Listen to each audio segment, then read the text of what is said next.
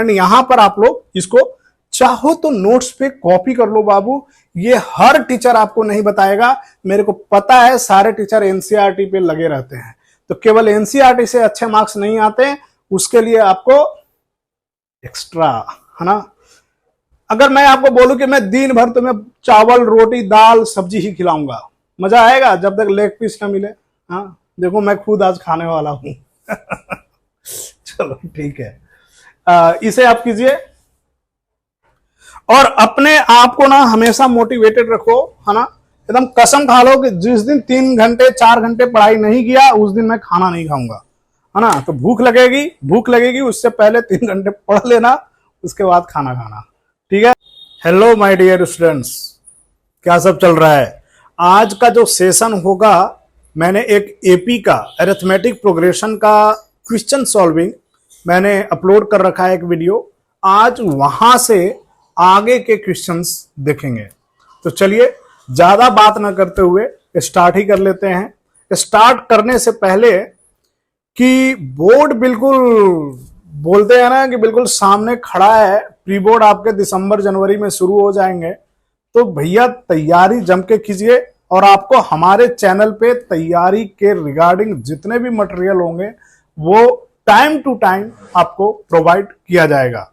तो चलिए स्टार्ट करते हैं एपी का।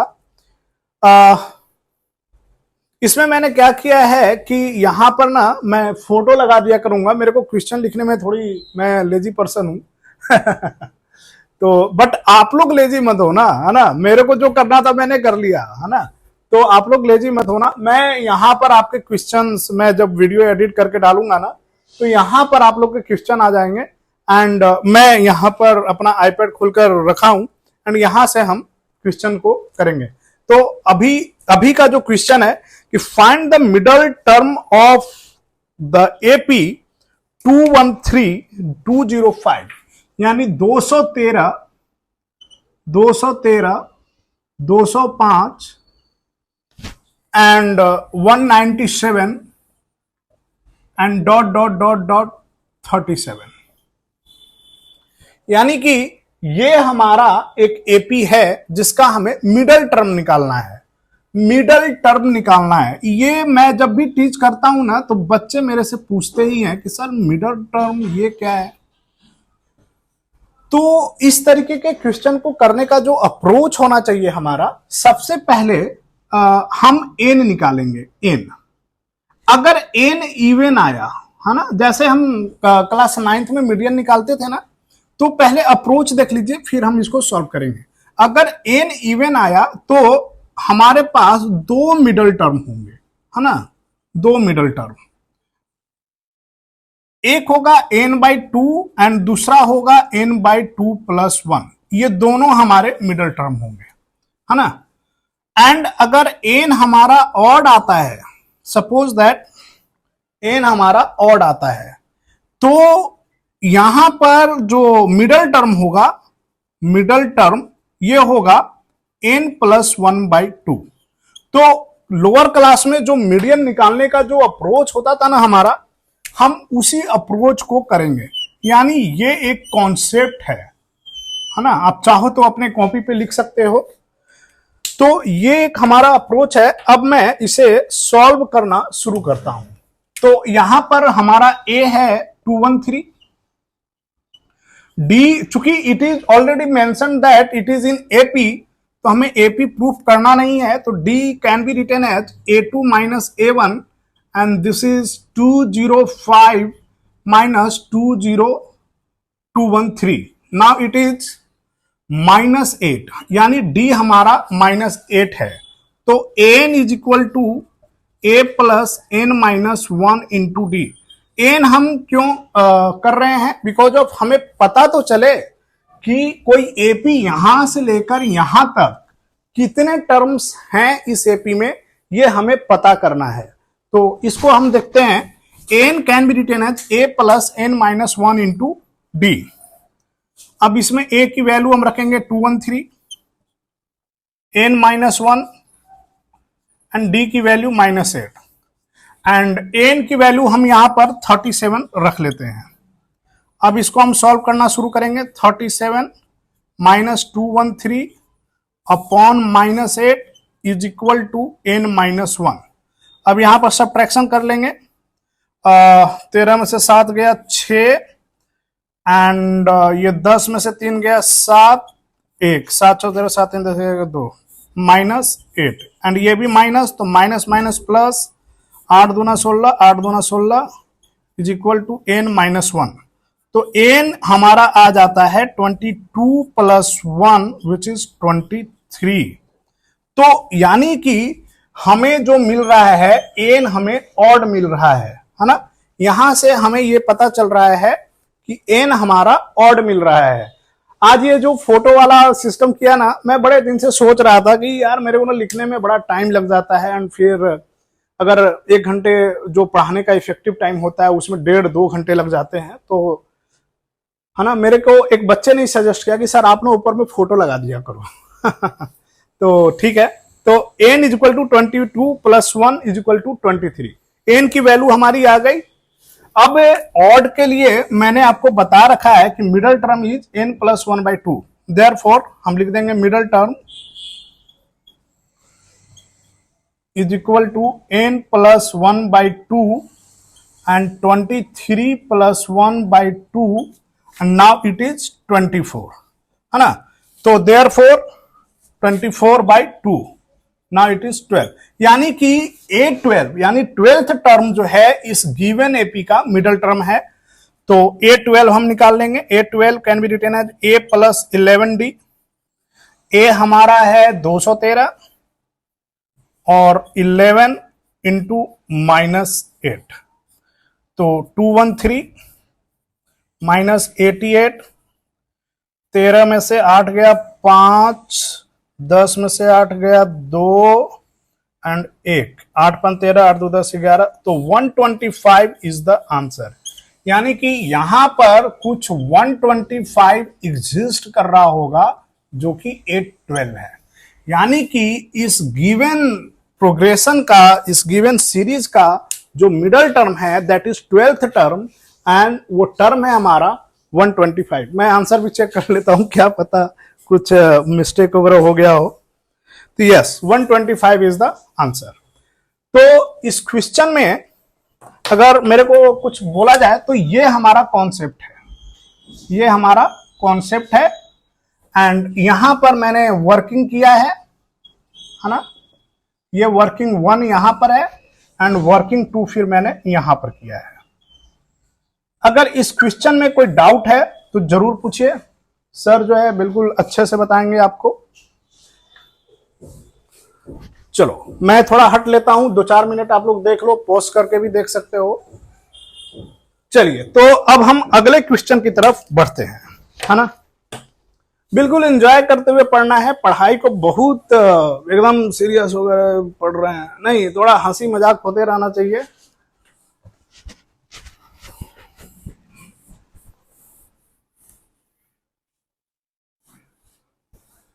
मेरा एक स्टूडेंट है, उसके यहाँ मैंने एक ग्रुप क्लास लगवाया था एंड उसके यहाँ मैंने ना अपना डस्टर छोड़ दिया, है ना। तो मैं कपड़े से आजकल मिटाता हूँ, तो ठीक है, ये भी मल्टीपर्पज यूज में काउंट हो सकता है। अगला क्वेश्चन हम लेते हैं कि एक हमारा एपी रहेगा, उसका फर्स्ट नेगेटिव टर्म हमें कैलकुलेट करना है। तो स्क्रीन पे आपके पास क्वेश्चन होगा कि which term of the AP 24, 21, 18, 15 is the first negative term. तो क्वेश्चन आप देख रहे होंगे एंड मैं यहां से 24, 21, 18, 15 जो हमारा एपी है 24 है, 24, 21, 18, 15 और क्वेश्चन ये है कि फाइंड फर्स्ट नेगेटिव टर्म। आइए देखो क्वेश्चन को कैसे हम हैंडल करेंगे या क्वेश्चन में क्या हम अप्रोच लेंगे उस चीज को हम डिस्कस करते हैं। चूंकि हमें पहला निगेटिव टर्म निकालना है, हमें केवल निगेटिव टर्म नहीं निकालना। चूंकि हम देख रहे हैं कि डी जो है इसका डी क्या है, तो बोलोगे कि डी सर इसका तो निगेटिव है, तो यानी कि ये सीरीज आगे बढ़ते हुए निगेटिव में जाएगा। तो हमें फर्स्ट नेगेटिव टर्म निकालना है। However it is easy because of अगर हम केवल सीरीज को फॉलो करें तो 10-12 नंबर जाके हो सकता है कि फर्स्ट नेगेटिव टर्म आ जाए, लेकिन क्या हो अगर लाखों में ये चल रहा हो, है ना, तो उसके लिए तो फिर हमें जो कैलकुलेशन, जो अप्रोच, कॉन्सेप्चुअल अप्रोच होंगे उसको फॉलो करना होगा। तो आइए देखते हैं फर्स्ट नेगेटिव टर्म का मतलब कि suppose that let n be the first negative term. अब ये जो n होगा, ये लेस देन 0 होगा कि नहीं होगा? निगेटिव का मतलब क्या? लेस देन 0 वी कैन से। और यही हमारा यहां पर कॉन्सेप्ट है, यानी कि हमें एक ऐसा n निकालना है जहां से n की भी वैल्यू आ जाएगी जो कि लेस देन 0 है। इनडायरेक्टली ये क्वेश्चन वही पूछ रहा है। तो now we will use the formula. an can be written as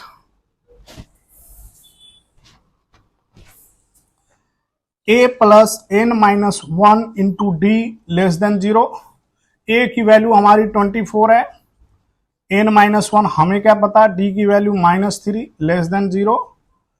24 minus 3n plus 3 less than 0। 27 minus 3n less than 0 and 27 less than 3n। Therefore 27 by 3 less than n and we can say 9 is less than n। यानी एक 9 number जो है n से छोटा है, तो n क्या होगा? तो n can be n is equal to 10। यानी कि जो 10th टर्म होगा वो फर्स्ट नेगेटिव टर्म होगा, और वो फर्स्ट नेगेटिव टर्म अगर हमें निकालना है तो a प्लस 9d हम कर सकते हैं। a is 24 plus -3 into 9, 24 minus 27, यानी -3 जो टर्म आएगा यहां पर डॉट डॉट करोगे ना तो एक -3 टर्म आएगा जिसकी पोजीशनिंग जो है A10 होगी, है ना, जिसकी पोजीशनिंग A10 होगी, और ये हमारा फर्स्ट नेगेटिव टर्म होगा। हाउएवर कुछ टीचर यहीं पे इस क्वेश्चन को द एंड कर देते हैं, लेकिन जब पेपर में करने जाओगे ना तो एक मिस्टेक होने के चांसेस हैं। यहां पर मैं उसको डिस्कस कर रहा हूं। ये स्टेटमेंट देखिए, यहां पर आप कोई ना कोई गलती कर सकते हो। वो गलती क्या होगा कि हो सकता है कि कोई बच्चा ये जो स्टेटमेंट है लेस देन 0 का, वो ऐसे कर दे कि -3n लेस देन -27, एंड फिर ये माइनस माइनस को काट दे और फिर बोले कि 3n less than 27 and n is less than 27 by 3, therefore n is less than 9। तो यहां पर n की वैल्यू 8 आ जाएगा। देखे, अब यहां पर हमने पूरा मैथमेटिकल जो भी रूल्स होते हैं उसको हमने फॉलो किया है, and we are getting n is equal to 8। यानी ये तो सब तुक्केबाजी हो जाएगी। अगर कोई बच्चा वहां से अगर इस तरीके से स्टेप्स कर देगा तो वो तो गलत हो जाएगा, और यहां पर करेगा तो सही होगा। तो फिर यानी कि इसमें कुछ ना कुछ मिस्टेक हो रहा है। इसके मिस्टेक्स को समझने से पहले मैं कुछ एक क्रॉस क्वेश्चन कर रहा हूं। Suppose that 4 is greater then 3। Clear? 4 वैसे भी 3 से बड़ा है, तो क्या -4 -3 से ग्रेटर होगा? बोलोगे नहीं सर, ये तो स्मॉल होगा। यानी कि जब हम इनइक्वलिटी में माइनस जब हम मल्टीप्लाई करते हैं, इनइक्वलिटी में रूल नंबर 1 याद रखो, when minus is multiplied both side, inequality जो सिंबल है, सिंबल विल चेंज। यानी कि जब हम उसको माइनस से मल्टीप्लाई करेंगे तो इनइक्वलिटी का सिंबल चेंज कर जाएगा, और यहां जब हम ये कर रहे थे तो ये लेस देन नहीं, अब ये ग्रेटर देन हो जाएगा। ये ब्लैक वाला फाइनल है, एंड ये 8 नहीं, now it is 10, and this is correct. यानी कि इनइक्वलिटी में अगर दोनों साइड निगेटिव आ जाता है और उसको अगर आप कट कर रहे हो तो you have to change inequality symbol. If it is less than make it greater than, if it is greater than make it less than. ठीक है, तो इस तरीके से ये भी यहां पर जो हैशटैग मैंने दिया है ये आपका एक कॉन्सेप्ट है और इसको याद रखना है ना, क्योंकि 10th के बाद 11th में भी जाना है. 10th में ही दुनिया खत्म नहीं होने वाली. ठीक है, तो इस चीज को आप याद रखिए. एक यहीं पर हाउएवर इस क्वेश्चन में नहीं आया है, बट मैं चाहता हूं कि आपको वो कॉन्सेप्ट भी यहां पर दे दूं. अब यहां पर एक अगला कॉन्सेप्ट दूंगा कि 2 इज लेस देन 3. तो बोलोगे यस सर, 2 तो छोटा है 3 से. तो अब यहां पर क्रॉस क्वेश्चन ये होगा, क्या 1/2 भी लेस देन होगा 1/3? बोलोगे 1/2 का वैल्यू सर 0.5, इसका वैल्यू 0.3. बोलोगे नहीं सर, ये तो उल्टा हो जाएगा. यहां का इनइक्वालिटी देखिए, यहां का इनइक्वालिटी देखिए. यानी कि जब हम रेसिप्रोकल भी करते हैं, जब हम चीजों को रेसिप्रोकल भी करेंगे ना, वहां भी इनइक्वालिटी का सिंबल चेंज करेगा. तो यहां पर एक और हैशटैग हम लगा सकते हैं कि when we are making LHS and RHS multiplicative inverse, then inequality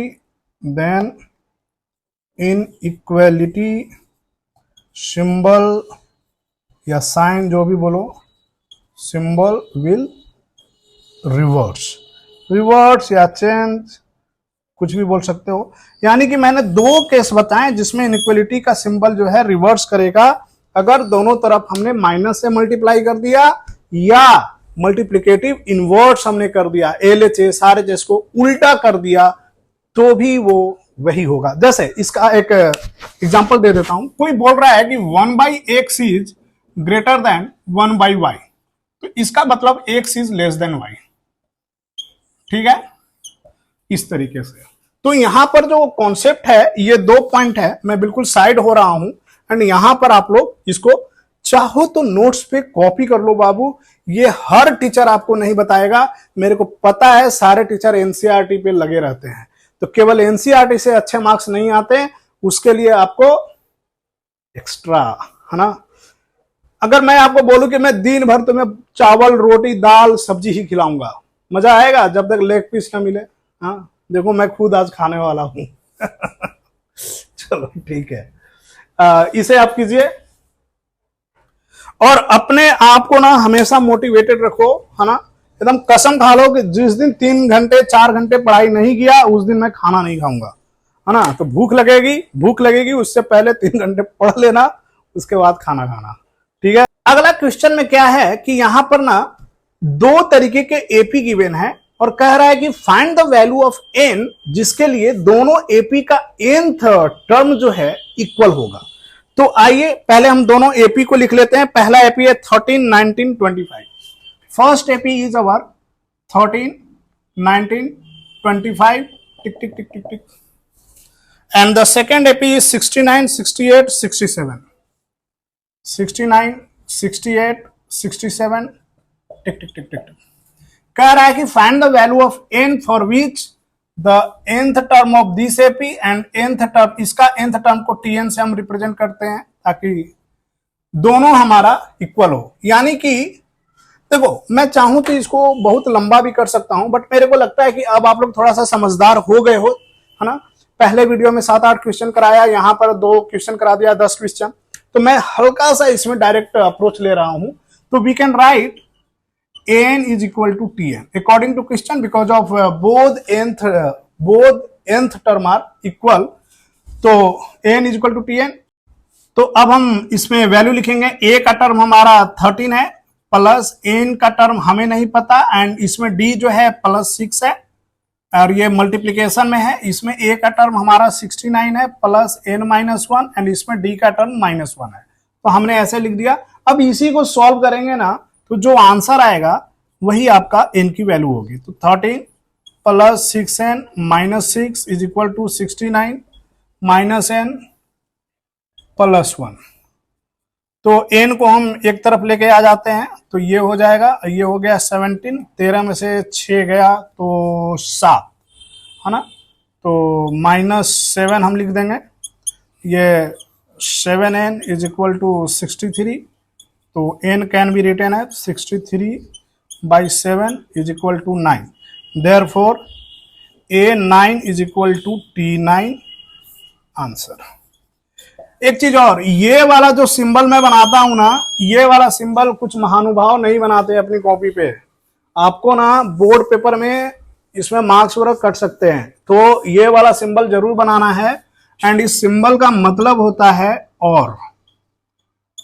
और हिंदी में बोले तो या, है ना। ये इक्वल टू का सिंबल नहीं है, ये और का सिंबल है, यानी इक्विवेलेंट, है ना। तो खैर इस क्वेश्चन को देख लीजिए, हमारे पास दो डिफरेंट एपी गिवन थे और उसमें कहा जा रहा था कि दोनों का nth टर्म जो है इक्वल है, find the value of n। तो हमने n की वैल्यू निकाल लिया which is 9 and therefore n is equal to Tn।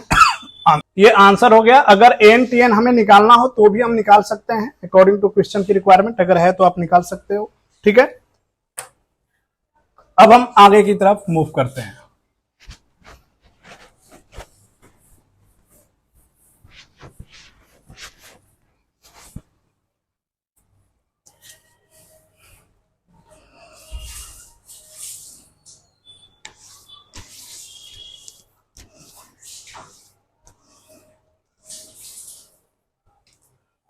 अगला क्वेश्चन है हमारा कि if 7 times the 7th term of an AP is equal to 11 times the 11th term, then what will be its 18th term.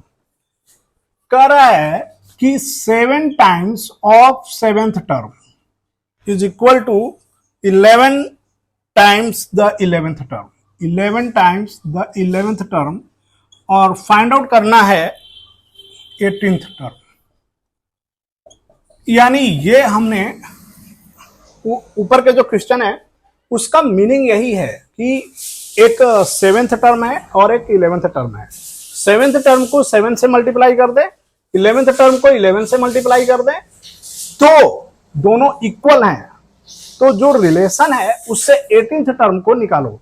अब यहां पर हमारे पास जो दिमाग है उस दिमाग से हमें यही पता चलता है कि कहीं इसमें तो एक सिंगल इक्वेशन बनेगा जिसमें a एंड d होगा, हो सकता है n नहीं हो क्योंकि n की वैल्यू 7 एंड 11 गिवन है।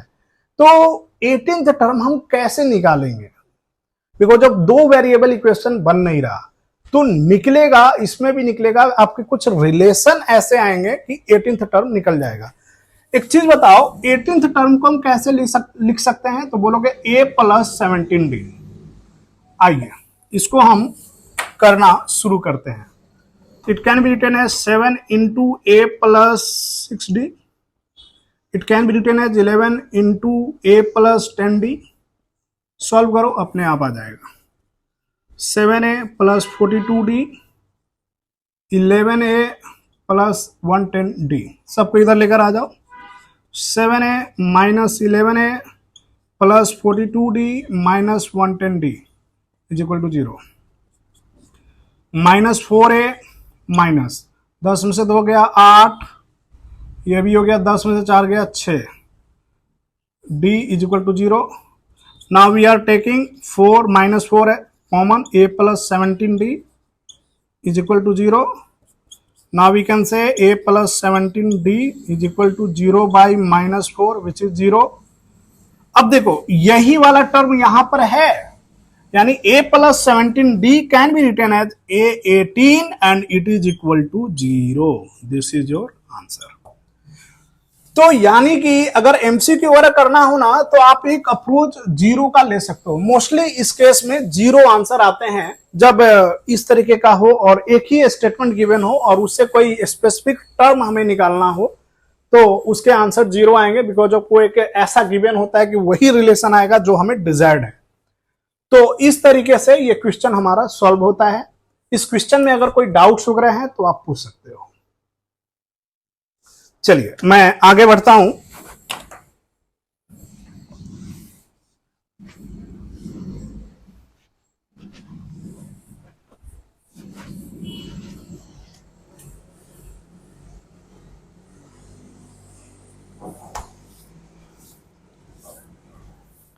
अगला क्वेश्चन को बहुत ज्यादा इंपॉर्टेंट तो नहीं, लेकिन मैं ये बोलूंगा कि अगर पेपर में आ गया जनरली लोग नहीं करेंगे। ऊपर का आप क्वेश्चन पढ़िए। क्वेश्चन है कि if the nth term of a progression be a linear expression, यानी कि nth टर्म, यानी कि n टर्म जो है ये लीनियर में है, लीनियर प्रोग्रेशन, ठीक है। तो आपको ये प्रूव करना है, टू प्रूव दैट कि इट इज इन एपी, है ना। अब इसमें तो सर कुछ नहीं गिवन है, फिर भी बोल रहा है एपी निकालो, ये तो बड़ा समस्या है, हम तो फंस गए। अब क्या करें, करना कुछ नहीं है, बहुत इजी क्वेश्चन है। बताऊंगा तो अपने आप पे लज्जा होगी, अपने आप पे शर्माहट आ जाएगी। अगर मैं आपसे पूछूं, इसको अभी भूल जाओ, इस क्वेश्चन को भूल जाओ, मैं अगर पूछूं कि पॉलिनोमियल, एक ऐसा पॉलिनोमियल बताओ जो लीनियर हो, तो स्टैंडर्ड फॉर्मेट, तो तुम बोलोगे सर ax प्लस बी। मैं बोलूंगा कोई ऐसा पॉलिनोमियल बताओ जो क्वाड्रेटिक हो, तुम बोलोगे sir ax square plus bx plus c. तो यहां पर तो लीनियर प्रोग्रेशन है ना, यानी कि दिस, तो हम बोलेंगे लेट, सॉल्यूशन दे रहा हूं, let n is equal to a n plus b. यहां पर क्या है, a and b are constant, and n is variable. अब ये बताओ ये हमारा लीनियर में है कि नहीं है। बोलोगे हाँ सर ये तो लीनियर में है यार, है ना। हाँ, तो ये लीनियर में है। अब अगर ये लीनियर में है, अब हमें एपी प्रूफ करना है। एपी प्रूफ करने के लिए हमें टारगेट क्या होना चाहिए, कॉमन डिफरेंस जो है फिक्स्ड दिखाना है। बोलोगे यस सर, आइए a1 निकाल लिया, it is a plus b, a2 निकाल लिया, it is 2a plus B, a3 निकाल लिया, it is 3a plus B. तो चलो d निकालते हैं, a2 माइनस a1 कर, a2 minus a1 is equal to 2a plus b minus a minus b, b भी खत्म, हमारे पास a बचा, एंड a3 माइनस a2 अगर हम करें तो ये हो जाएगा 3a plus b minus 2a minus b, ये खत्म, यहां पर भी a। तो हम ये देख रहे हैं कि common difference 1 is equal to common difference 2 is equal to a, therefore it is in AP, it is in AP। तो अगर कोई लीनियर प्रोग्रेशन होगा तो वो हमारा AP में होगा। अब देख लीजिए, लीनियर प्रोग्रेशन का मतलब उसका एक्सप्रेशन हमारा लीनियर होगा। लीनियर एक्सप्रेशन कहां से हमने सोचा, पॉलिनोमियल में आए, कह रहे लीनियर तो x प्लस बी होता है, क्वाड्रेटिक तो x square plus b x होता है। तो यही लीनियर को यहां पर कॉपी पेस्ट कर दिया। चूंकि यहां पर x वेरिएबल होता है तो हमने यहां पर n को वेरिएबल लिया। n क्यों, क्योंकि n represents number of term. तो जब हमारा ये नंबर ऑफ टर्म रिप्रेजेंट कर रहा है, हमने कंसीडर कर लिया। फिर हमने a1 a2 a3 रख लिया, n की वैल्यू 1 2 3 रख दिया। फिर हमने कॉमन डिफरेंस को देखा, तो कॉमन डिफरेंस हमें मिल रहा है दोनों केस में a, which is fixed because we have considered a and b are constant. If it is constant, it means it is fixed. और जब हमारा कॉमन डिफरेंस किसी भी प्रोग्रेशन का फिक्स्ड है तो वो एपी होगा। ठीक है, चलिए अगला क्वेश्चन देखेंगे।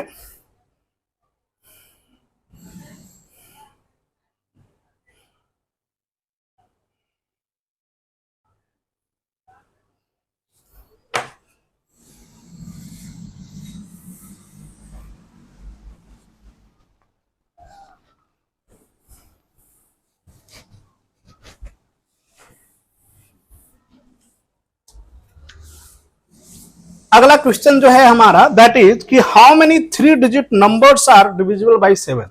यानी कि 3 डिजिट के अगर ये क्वेश्चन पढ़े हम तो ये है 3 डिजिट के कितने नंबर हैं विच आर डिविजिबल बाय 7। तो 3 डिजिट स्टार्ट होता है 100 to 9999। तो नियरेस्ट ऐसा नंबर ढूंढना है जो 7 से डिविजिबल हो। तो आप देखोगे कि सर ये ना 105 है, मेरे को कैसे पता चला, आइए देखते हैं। जो 3 डिजिट नंबर है 100 को हमने 7 से डिवाइड किया, 7 1 टाइम्स 30। अब जब भी लोएस्ट टर्म को देखेंगे ना उसमें रिमाइंडर नहीं देखना होता है। तो इसमें हम 7 जब 28 हो रहा है तो 4 नहीं 5 टाइम्स में लगाएंगे तो ये होगा 35 तो -5 ये यानी -5 को अगर इसमें अगर ऐड कर दें तो ये इसमें डिविजिबल हो जाएगा, है ना।